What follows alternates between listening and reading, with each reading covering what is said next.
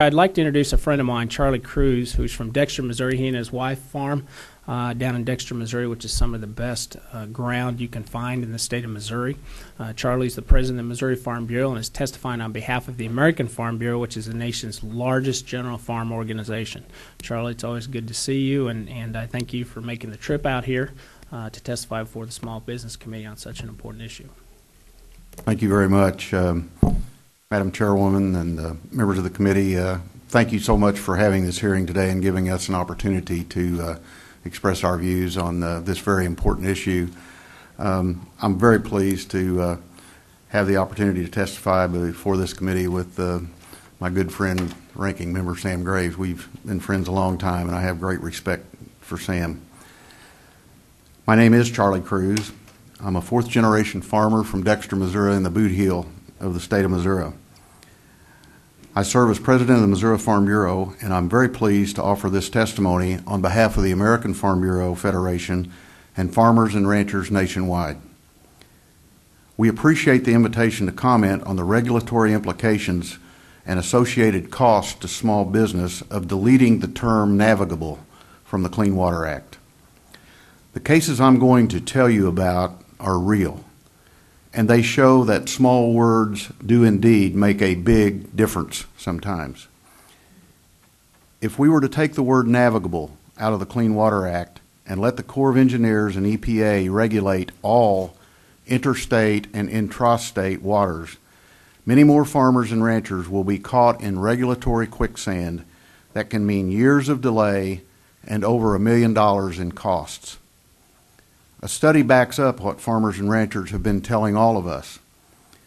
It takes 2 to 4 years to prepare and obtain a 404 permit.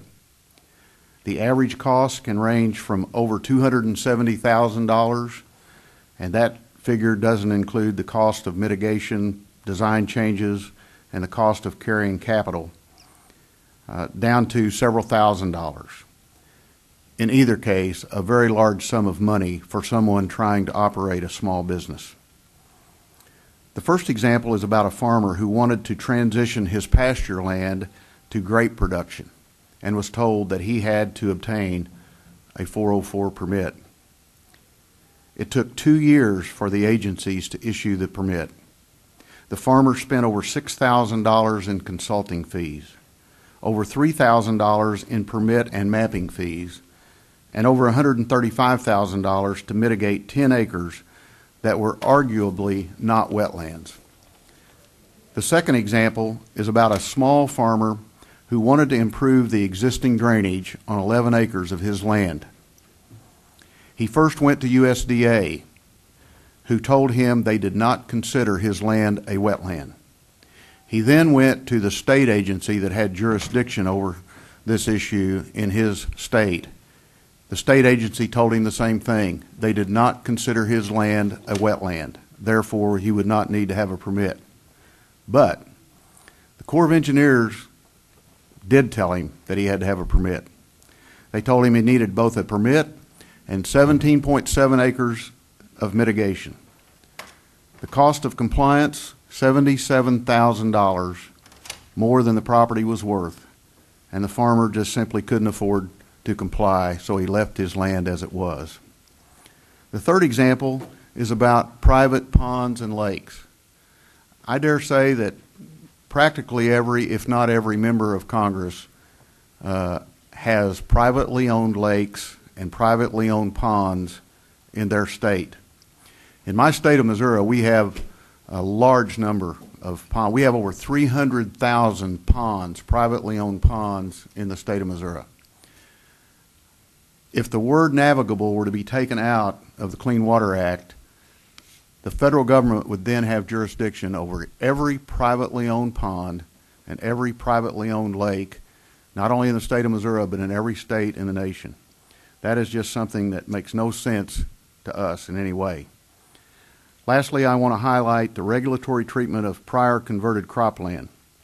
Deleting the term navigable opens the door for the agencies to regulate the use and value of over 55 million acres of cropland, a value conservatively estimated to be $110 billion. The The 1993 regulation codified long-standing policy of not treating prior converted cropland as a water of the United States and recognized that prior converted cropland could be used for either agricultural or non-agricultural uses.